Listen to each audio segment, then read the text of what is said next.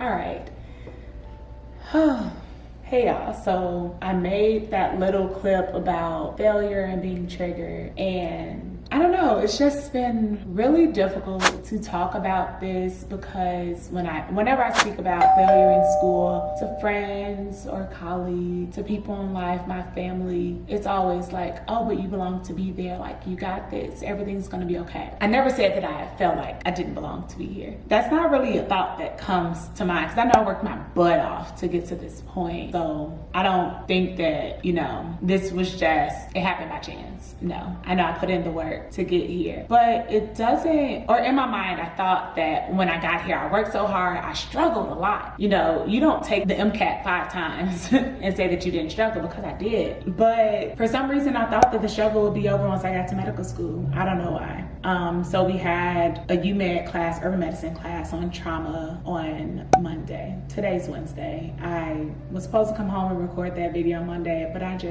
couldn't. It messed with my mood because we ended, the class talked about trauma and how there are all these different factors that go into trauma and the response that people have to their trauma. Of course, socioeconomic, social, environmental, health, like genes, biology, like all these different things go into play. And if you feel supported when you were a child, and that can impact how you feel as an adult and like your response to people now. And so people who have encountered many obstacles are, I don't know, they have to be like, basically saying like the more obstacles that you've encountered, it kind of makes your life more difficult. And then we talked about resilience and how it's the ability to bounce back, and people who have more barriers, they have to be resilient, or you don't have to be resilient. But then I raised my hand and talked about how problematic that word is, because we almost glorify the word resilience when in all actuality, I wish that all the barriers that were in my way that prevented me from being a good test taker or for knowing the proper way to study or reaching out and having mentors in medicine would have prevented me from having to sit for that test 5 times. But I had to be resilient because this is something that I wanted.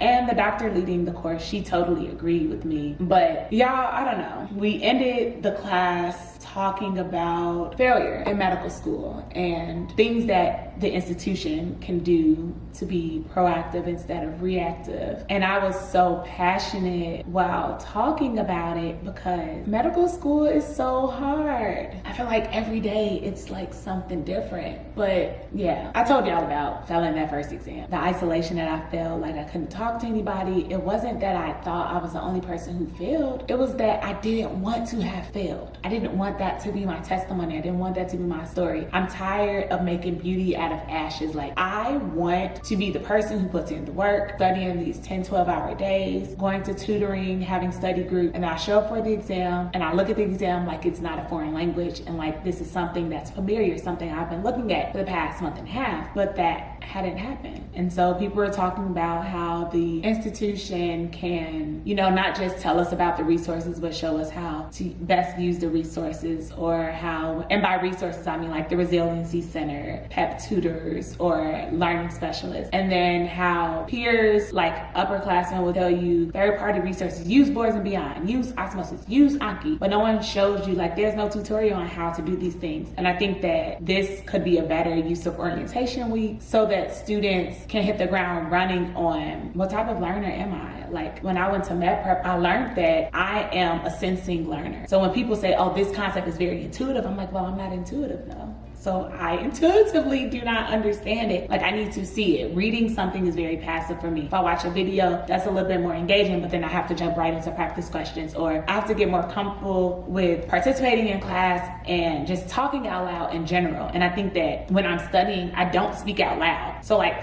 all the things I've been telling y'all, what it's boiling down to is I need to learn how to take the advice that I give other people. Like, all the things I talked about in the MCAT video are things that I did to study for the MCAT, things that I need to do while I'm still in medical school. But it's just, I don't know, y'all. Like today, I couldn't study. I stopped studying, I felt like I wasn't understanding. And then if one bad thought gets in my head, then it turns to all the bad thoughts in the world. Like, why am I stupid? Knowing good and well I am not stupid. Like, I didn't get this far off of stupidity. But when bad thoughts enter, they just keep going. This feels like a journal entry at this point, and maybe it's therapeutic to get these things out. But I had tutoring at 4 o'clock and we met for an hour and a half. And like the first 3 minutes or so, I just vented because today was a day. But then I ended the session and she's telling me all the things I tell the kids that I tutor. Believe in yourself, be confident, you know more than you think you know, because you are darn skippy than I do. She's asking me about, can you tell me what this graph means? Like, what is the tidal volume? What is the functional residual capacity? Like, what is the IRV and the ERV? What are these things? And I'm able to explain it to her. I tell myself I'm not good at anatomy. And then she's like, okay, well, what's that structure? I'm like, oh, that's esophagus. Well, how do you know that? I'm like, well, I had lab last week and I paid attention. And I don't know, I just remember. She's like, well, that's good enough. So like, now what's this next to the esophagus? And it was just a reminder that I can and I will get through this. But in the moment, I know sometimes I just need a moment to breathe, but I have to stop telling myself that I am a failure.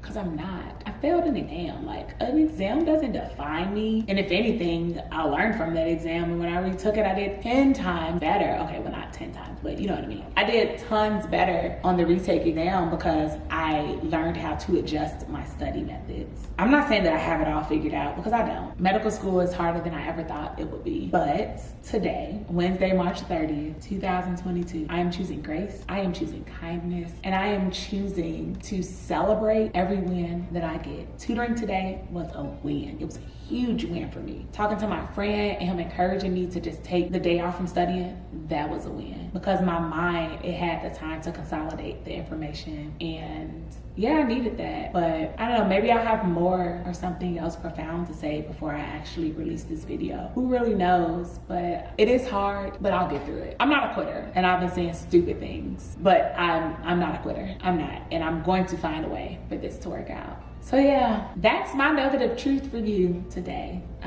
Cause we're not about to start telling people if it was easy, everybody would do it. Well, baby, it could be easy. It could be easier than this. And that's not helpful or useful advice. So please don't ever tell that to anybody.